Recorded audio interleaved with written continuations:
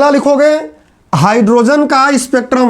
मैं एकदम पढ़ा रहा हूँ जीएस के हिसाब से, जो जीएस के हिसाब से हमको, जो कभी साइंस नहीं पढ़ा हो उसको भी बातें समझ में आए, उस हिसाब से हम चल रहे हैं। हमको कोई न्यूमेरिकल डेरिवेशन कुछ इस टाइप की बातें नहीं करनी है।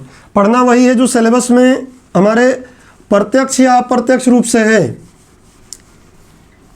कई बार ऐसा होता है कि सिलेबस में डायरेक्ट नहीं दिया है लेकिन ज़रूरत पड़ती है। जैसे तुम लोग कभी ऊंची कूद या लंबी कूद कूदे हो क्या? ऊंची कूद या लंबी कूद कभी कूदे हो? कि कभी नहीं कूदे जिंदगी में? कूदे हो तो भोपू बजाओ। अच्छा, कूदे हो तो उसमें देखोगे एकदम पास से ही जंप मारोगे तो ज़्यादा दूर नहीं जाओगे, थोड़ा पीछे से दौड़ के आना पड़ता है। और इसलिए पढ़ाई भी ऐसी है कि जब कोई बात हमको एकदम जगह से ही कूदने से नहीं समझ में आएगी तो थोड़ा सा पीछे से दौड़ के आना पड़ता है, समझना है तो। अदरवाइज 3 इडियट का अगर चतुर रामलिंगम ही बनना चाहते हैं तो करिए चमत्कार। फिर बढ़ते हैं आगे। क्लास एक ही जो अभी चल रही है वही है। पार्ट में अगर वीडियो आपको मिल जाए तो कोई दिक्कत नहीं है, क्लास तो एक ही है। अगला लिखिए हाइड्रोजन का स्पेक्ट्रम। हाइड्रोजन का उत्सर्जन स्पेक्ट्रम। हम लोग अवशोषण की बात कर नहीं रहे हैं यहाँ पे। हाइड्रोजन का उत्सर्जन स्पेक्ट्रम। अब बात आती है कि हाइड्रोजन का ही क्यों? तो भैया हाइड्रोजन सरल है ना, एक ही इलेक्ट्रॉन है इसमें तो आसान है, इसलिए इसका हम पढ़ लेते हैं, बाकी हमारे काम का है नहीं। हाइड्रोजन का उत्सर्जन स्पेक्ट्रम। अब ये बात तो समझ ही गए हो। देखो ये है हाइड्रोजन का एक परमाणु। पहले समझ लो बात को, फिर जरा सा है थोड़े से में लिख लेंगे। हाइड्रोजन का एक परमाणु लिया और परमाणु एक लिए है ना, हो सकता है कि ज़्यादा मात्रा में अगर इसी को ले लिए हैं, हाइड्रोजन के बहुत से परमाणु ले लिए तो क्या हाइड्रोजन का अणु बन गया। अब ये हमने ले लिया है और उसके बाद क्या किया, विसर्जन नलिका ले लिया। विसर्जन नलिका पहले ही पढ़ा चुका हूँ, इसलिए विसर्जन नलिका में यहाँ निर्वात पंप रहता है जिससे आप अपने आवश्यकता अनुसार कितना दाब लगाना है लगा सकते हैं। निर्वात पंप 2 इलेक्ट्रोड यहाँ लगा देते हैं। क्या है, पीछे पढ़ा चुका हूँ मैं, कैथोड एनोड, एक बड़ी सी बैटरी, एक बहुत बड़ी सी बैटरी लगाकर उच्च विभव लगा देते हैं और इसमें भर देते हैं हाइड्रोजन। यह हाइड्रोजन भर दिया गया। इसी से पूरी कहानी हमारी शुरू हुई थी परमाणु मॉडल की। जाके देखेंगे तो कि गैसों में धारा बह जाए इसका प्रयोग कर रहे थे लोग और उसी कर कुछ और रहे थे, होने कुछ और लगा और एक लंबी कहानी बन गई जो हमको पढ़ना पड़ रहा है। तो हाइड्रोजन में जब ये काम किए और फिर यहाँ से जब उत्सर्जन हुआ तो उत्सर्जन को स्पेक्ट्रोस्कोप के माध्यम से, अब स्पेक्ट्रोस्कोप हमने समझ लिया है, स्पेक्ट्रोस्कोप के माध्यम से स्टडी किए तो उनको कुछ स्पेक्ट्रम दिखा, हाइड्रोजन का कुछ स्पेक्ट्रम दिखा, उसी स्पेक्ट्रम को हमें पढ़ना है। तो एक तो काम ये किया गया। दूसरा समझो क्या है कि हाइड्रोजन का उत्सर्जन स्पेक्ट्रम बनाना है ना, तो हमें क्या करना है यहाँ पे कि ये नाभिक है और नाभिक के बाहर ये देखो कक्षाएं हैं। मैं बनाऊंगा कितनी कक्षाएं? 8। ये बोलो सर 8 ही क्यों? अब पढ़ाए हैं जो बताए हैं अब तक लोग, उसी हिसाब से आगे बढ़ रहे हैं। देखो 1 2 3 4 5 6 7 8। अब एक ही इलेक्ट्रॉन है बेचारा, मान लो यहाँ होना चाहेगा, वो तो सबसे न्यूनतम ऊर्जा वाली कक्षा में रहना चाहेगा। इसमें हमने आग लगा दिया। आग लगाने से बड़ा मज़ा आता है आप लोगों को। आग लगा दिया, ऊर्जा दे दिया। ऊर्जा दिया तो ये क्या किया, अब कई परमाणु है ना, हमने तो इसमें लिया है इतने हाइड्रोजन के परमाणु हैं, तो कोई इलेक्ट्रॉन भाग के चला गया 8वें में, कोई भाग के चला गया कहाँ 7वें में, कोई भाग के चला गया 6ठे में, कोई भाग के चला गया 5वें में, कोई दूसरे में। इस तरीके से सब भाग के यहाँ वहाँ चले गए। क्यों? क्योंकि आग लगा दिए हैं। आग लगाने पे लोग भागते हैं, तो आग लगाने पे ये सब भाग गए अलग अलग कक्षाओं में। और हमको पता है कि बहुत देर तक ये यहाँ रहेंगे नहीं, अपना घर छोड़ के कितना दिनों तक रहेंगे। और ध्यान रखना कि ये मत बोलना सर इतने इलेक्ट्रॉन आपने कहाँ से बना दिया जब एक ही इलेक्ट्रॉन है। तो मैं पहले ही बोल रहा हूँ कि भैया इसमें तो इतने एटम लिए हैं ना, तो हर एक एटम की मैं बात कर रहा हूँ, सबका अलग अलग डायग्राम थोड़ी नहीं बनाऊंगा, सबका अलग अलग डायग्राम तो बनाऊंगा नहीं, एक ही का बना रहा हूं। तो मैंने बता दिया कि सबके अलग अलग जगह पे गए होंगे। अगर एक ही का आपको समझना है तो एक ही मान लो कि एक ही वाला भाग गया है कहाँ, एक परमाणु वाला भाग गया कहाँ, 8वें तक भाग गया। इतना उसको आग लगा दिए कि भागते भागते वो बेचारा यहां भाग गया। अब वो इंतजार कर रहा है कि मैं क्या करूंगा, अपने घर पे फिर जाऊंगा, लौटूंगा, फिर से मैं अपने घर पे लौटूंगा जैसे ही आग थोड़ी बुझेगी। तो हाँ, बैकग्राउंड, माहौल, बैकग्राउंड जो मैं समझाता हूं, आशीष बोल रहे हैं कि सर बैकग्राउंड समझाना पड़ता है, तो बैकग्राउंड को मैं माहौल बोलता हूं। ऑफलाइन क्लास में उसका नाम रहता है माहौल। शुरू का कोई भी लेक्चर शुरू करता हूं तो मैं पहले माहौल ही बनाता हूं। एक लेक्चर पूरा माहौल में चला जाता है, लेकिन माहौल के बाद फिर मज़ा आता है पढ़ने में, और नहीं तो फिर सजा आता है। समझो अब क्या हुआ। इलेक्ट्रॉन बोल रहा है कि भैया मुझे भगा दिए हो, मैं आऊँगा ज़रूर अपने घर में, फिर से आएगा। इसको ऐसे देख लो कैसे आएगा, ये ध्यान से देखना, 1 2 3 4 5 6 7 8। वो बोला कि मैं आऊँगा, लौटूंगा मैं यहीं, मर भी जाऊं कहीं। ठीक है, मर के आएगा लेकिन आएगा ज़रूर। अब देखो, इन्होंने देखा कि जब इलेक्ट्रॉन 8वीं कक्षा से, ध्यान समझना, किसी भी कक्षा से पहली कक्षा में आया, पहली कक्षा में दौड़ आया फिर से, चाहे वो दूसरे से आया, देखो 1 2, बहुत आसान है, थोड़ा समझना, कुछ भी टेक्निकल नहीं, मैं सिंपल एकदम समझा रहा हूँ। कहीं से अगर पहले में आ गया, कहीं से दूसरे से पहले में आ जाए, तीसरे से पहले में आ जाए, चौथे से पहले में आ जाए, कहीं से पहले में आ जाए, इन 8 में से कहीं से भी भागते हुए पहले में आ जाए बस, तो देखो इतनी तरंगें मिल गई। एक तरंग का जोड़ा मिल गया यहाँ से यहाँ तक, मतलब बैंड मिल गया एक। और इसको बताया एक भाई साहब थे, उनका नाम था लाइमन। तो इन्होंने बोला कि इसका नाम क्या रहेगा, लाइमन श्रेणी। बैंड नहीं बोल रहे हैं, श्रेणी बोल रहे हैं। श्रेणी मतलब क्या, समूह। और बहुत से परमाणु है ना, इसलिए सबका हमने ऐसे जोड़ के दिखा दिया कि इतने मिल रहे हैं, केवल एक का नहीं दिखा रहे हैं। ठीक है ना, तो इसको बोल दिया कि लाइमन श्रेणी है। दूसरा ने बोला कि अगर 2 में भाग के आ जाए, कहीं से आए, पहले में नहीं दूसरे में भाग के आ जाता है, आएगा तो पहले में ही अगर हाइड्रोजन है तो, लेकिन दूसरे में आके आराम करने लगे, पहले भागते भागते दूसरे में आए, ये दूसरे में कहीं से भी भाग के दूसरे में आया। तो एक दूसरा विद्वान था, सबसे पहले शुरुआत यही किया था स्पेक्ट्रम पढ़ने का, लेकिन शुरुआत पहले में इन्होंने बताया, इसलिए इनका नाम पहले आ गया है, बामर। अभी मैं सन भी लिखवा दूंगा, बामर, बामर श्रेणी। 5 श्रेणियां मिलेंगी। अब समझ गए होगे तुम लोग। कहीं से भी भागते हुए तीसरे में आ गया, कहीं से भागते हुए तीसरे में आ गया, कहीं से भागते हुए तीसरे में आ गया। तो एक अगला व्यक्ति आया, उसने बोला कि अब इसका मैं बताऊंगा। लाइमन, बामर, पासचन, हम लोग हिंदी में लिख रहे हैं तो पासचन नाम है वो, तो पासचन श्रेणी, कुछ लोग पासन भी बोलते हैं, पासचन। फिर आगे अब बना लो तुम लोग, मैं यहाँ बना रहा हूँ। अब जैसे मान लो यहाँ तक आ गया ना, अब यहाँ आ जाए, भागते भागते यहाँ आ जाए, पहले आके यहाँ पर थोड़ा सा आराम करे, फिर वो तो पहले में ही जाएगा।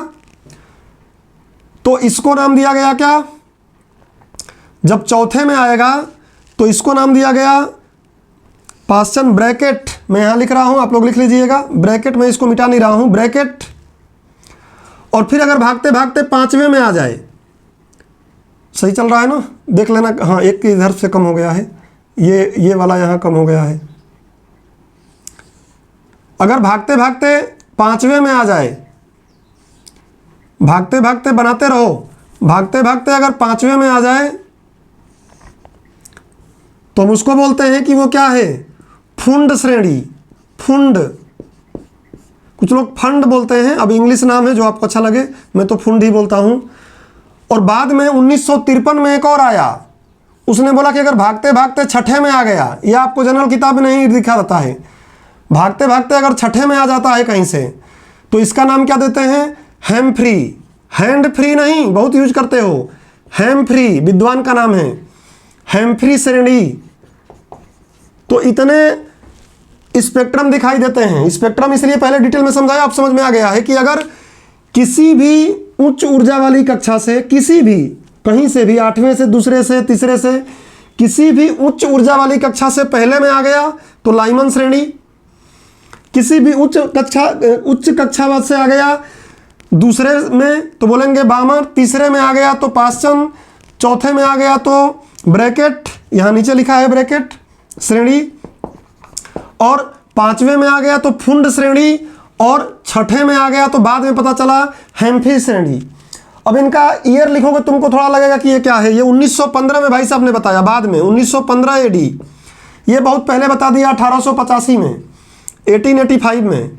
पाश्चन वाला बताया 1896 में, ठीक है। फुंड वाले ने बताया 1920 में, फुंड वाला बताया है 1925 में। ये 1925, ये भी 1925 लिख लेना, हालांकि इतना हमें जरूरत है नहीं। 1925 एडी। और ये सबसे बाद में आके बताया 1953 में। 1953 एडी में अमेरिका का है ये हेम्फ्री विद्वान, इसने बताया 1953 में। तो ये हाइड्रोजन की श्रेणियां हैं। अब तो आपको दिमाग में रखना है कि ये जो लाइमन वाली होती है ना, ये दृश्य स्पेक्ट्रम होती है, आंखों से देख सकते हो। ये दृश्य स्पेक्ट्रम में गिरती है, प्रीलिम्स में कभी पूछ ले। बामर किस में आती है? तो बामर आती है, सॉरी, लाइमन पराबैंगनी में आती है। लाइमन थोड़ा गलत हो गया मैं इसके हिसाब से, लाइमन पराबैंगनी में आती है।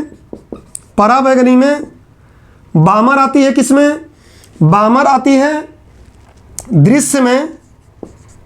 इनको देख सकते हो, पराबैंगनी को नहीं देख पाओगे, इनकी आवृत्ति नीचे होती है, कम होती है। उसके बाद जितनी भी हैं, इसके बाद नहीं, पाश्चन वाली, हाँ, उसके बाद जितनी भी हैं सब किस में आती हैं? औरक्त में। तो मैं यहाँ लिख देता हूँ, ये तो एक हो गया, एक पराबैंगनी, 2 हो गया किसमें? दृश्य, 3, 4, 5, 6 ये जो हैं पाश्चन, ब्रैकेट, फुंड, हेम्फ्री। ये बाकी जो मिल रही हैं हमको, बाकी 3 मिल रही हैं, 1, 2, 3, 4, बाकी जो 4 मिल रही हैं ये औरक्त में आती हैं।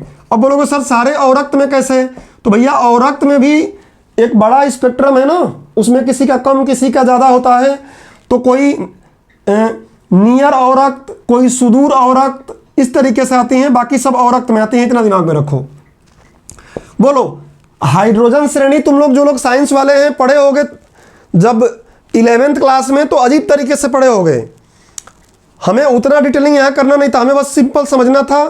और अगर कोई ज़िंदगी में कभी नहीं पढ़ा होगा केमिस्ट्री, और सारे लेक्चर जो मैं पढ़ा रहा हूँ वो देखा होगा, स्पेशल आज का लेक्चर ही शुरू से पूरा देखा हो, तो उसको ये बात आसानी समझ में आ जाएगी कि ये हाइड्रोजन की श्रेणी होती क्या है तो स्पेक्ट्रम, रेखाएं उत्सर्जन स्पेक्ट्रम है। तो रुक रुक के बैंड में आएंगी। देखो, एक बैंड में आई, दूसरे बैंड में आई, तीसरे बैंड में आई, चौथे बैंड में आई, 5वें बैंड में आई, 6ठे बैंड में आई। उनका अलग अलग नाम दे दिया गया। आप अगला कोई खोज दो, 7वें वाले के खोज दो, आपका नाम हो जाएगा। मैं रुकेगा नहीं रुकना भी नहीं है। समझ गए क्या? इतनी बात समझ गए? हाइड्रोजन का स्पेक्ट्रम में किसी को कोई दिक्कत? चलो लिखो, थोड़ा सा इसको लिख लो, डायग्राम तो बनाना ही है, थोड़ा लिख लो इसको।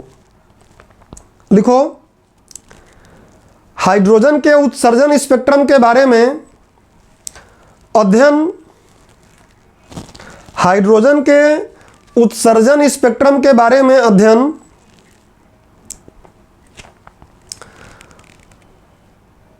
बोर द्वारा शुरू किया गया।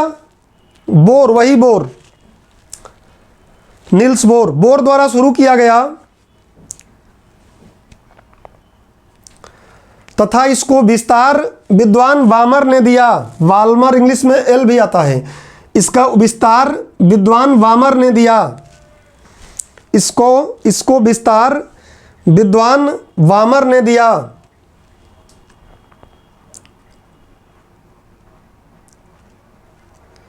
लाइन जिनके लिखिए, हाइड्रोजन के उत्सर्जन स्पेक्ट्रम के अध्ययन के लिए, हाइड्रोजन के उत्सर्जन स्पेक्ट्रम के अध्ययन के लिए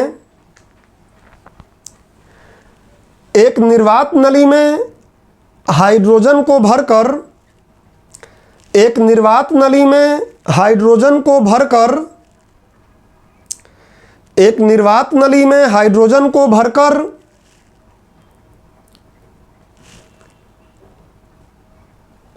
निम्न दाब, पहले बता चुका हूं कि दाब निम्न रखना है, निम्न दाब एवं उच्च विभव आरोपित किया जाता है। निम्न दाब एवं उच्च विद्युत विभव आरोपित किया जाता है, आरोपित किया जाता है, जिसके कारण हाइड्रोजन के इलेक्ट्रॉन उत्तेजित होगा तो भागेगा, दूर जाएगा। इलेक्ट्रॉन मतलब अपनी नॉर्मल अवस्था में नहीं है, किसी भी दूसरी कक्षा में है तो उत्तेजित है, समझ लेना। कोई पूछेगा कि उत्तेजित इलेक्ट्रॉन क्या होता है, तो जो अपना घर छोड़कर कहीं आया हुआ है उत्तेजित है। जैसे आप लोग उत्तेजित हैं, अपना घर छोड़कर आए हुए हैं ना, डीडी गार्डन में बैठते हैं तो आप उत्तेजित हैं, ठीक है। किस लिए? एमपीपीएससी निकालने के लिए। बोल ही रहे हैं कि मैं रुकेगा नहीं। तो उत्तेजित इलेक्ट्रॉन मतलब जो अपनी सामान्य कक्षा के बाहर चला गया है कहीं तो उत्तेजित है। तो लिखो, अब एक तो यार बीच में बोल देता हूं तो भूल जाता हूं कि क्या लिखवा रहा था, कितना बोला था। तो उत्तेजित इलेक्ट्रॉन लिखो, तो इलेक्ट्रॉन उत्तेजित होकर उच्च ऊर्जा वाली कक्षाओं में गमन कर जाता है, उच्च ऊर्जा वाली कक्षाओं में गमन कर जाता है और पुनः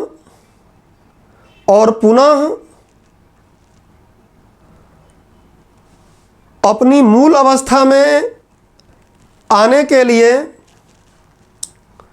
और पुनः अपनी मूल अवस्था में आने के लिए ऊर्जा का उत्सर्जन करना शुरू करता है, ऊर्जा का उत्सर्जन करना शुरू करता है, या विकिरण बोल सकते हो। ऊर्जा बोलने में तकलीफ किसी को हो ना तो विकिरण बोल सकते हो। विकिरण का उत्सर्जन करना शुरू करता है। इसी विकिरण को स्पेक्ट्रोस्कोप के माध्यम से अध्ययन करने पर, इसी विकिरण को स्पेक्ट्रोस्कोप के माध्यम से अध्ययन करने पर, स्पेक्ट्रोस्कोप के माध्यम से अध्ययन करने पर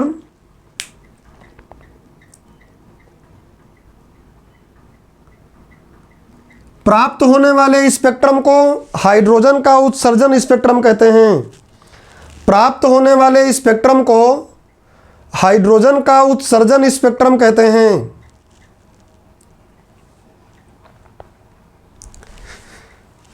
हाइड्रोजन स्पेक्ट्रम में 5 श्रेणियां पाई जाती हैं। हाइड्रोजन स्पेक्ट्रम में 5 श्रेणियां पाई जाती हैं। और ये डायग्राम बना लिए हो क्या? डायग्राम बना लिए हो और सन लिख लिए हो तो मैं लिखवाऊं नहीं इसको, इसी को नीचे दिमाग में रख लेना है आपको। बोलो भाई, चलो। तो अगर ये लिख लिए हो पहले ही तो यही 5 श्रेणियां हैं। हाइड्रोजन का स्पेक्ट्रम खत्म हो गया। हाइड्रोजन का स्पेक्ट्रम के बारे में हमने पढ़ लिया है। अब मुझे बताओ कि फ्रेमिंग में इसके बाद कौन सा टॉपिक बताया गया था? फ्रेमिंग में इसके बाद का टॉपिक क्या था? कृष्णा भाई बोल रहे हैं 6 क्या? हाँ 6, राइट। किताबों में 5 ही श्रेणियां बोलती है ना, यहाँ 6 हैं। 1953 में हेम्फ्री डेवी ने बताया था। इनका नाम हेम्फ्री डेवी है शायद, हेम्फ्री देवी नहीं। इसके बाद हम लोग को पढ़ना था प्रकाश विद्युत प्रभाव, प्रकाश विद्युत प्रभाव, और दूसरा क्या पढ़ना था? डी ब्रोगली वाला समीकरण, वही द्रव्य की द्वैती प्रकृति। प्रकाश नहीं, प्रकाश विद्युत उत्सर्जन, प्रकाश की द्वैती प्रकृति। बस ये 2 टॉपिक हमको और पढ़ने हैं। तो आज की क्लास का अब ऑफलाइन का समय हो गया है, तो कल की क्लास में कर लेंगे, जल्दबाजी नहीं है। जितना पढ़ो उतना समझ में आना चाहिए। भले ही हमने फ्रेमिंग बना लिया कि आज इतना चीज़ें पढ़ लेंगे, लेकिन अब आपके हिसाब से मुझे पढ़ाना है ना। भाग दौड़ मचाना रहे तो ख़त्म कर लिए होते। हाइजेनबर्ग का अनिश्चितता का सिद्धांत, हाँ 3 छोटे छोटे टॉपिक हैं ये, इनमें ज़्यादा ये अगर समझ लिए हो, इतना बातें जो पढ़ाया हूँ समझे हो, तो वो बहुत आसान है। वो टोटल तीनों मिल के मुझे लगता है कि बहुत खींचेंगे तब भी 30-35 मिनट का ही तीनों मिल के होंगे। कर लेते आज ही की क्लास में, क्या दिक्कत था, लेकिन ऑफलाइन क्लास का समय हो जाएगा, इसलिए कल करते हैं। या क्या लग रहा है, करना है तो बताओ, अभी करना है क्या? कल करते हैं, ठीक है। चलिए तो आज की क्लास को यहीं ख़त्म करते हैं। रिवाइज करिए, इसका पढ़िए, कोई दिक्कत होगा तो कल और पूछिएगा। ये कोई बोल रहे हैं ऊपर से, चलो तो मिलते हैं हम लोग कल। आज की क्लास यहीं ख़त्म करो। सबको जप नाम, थैंक यू।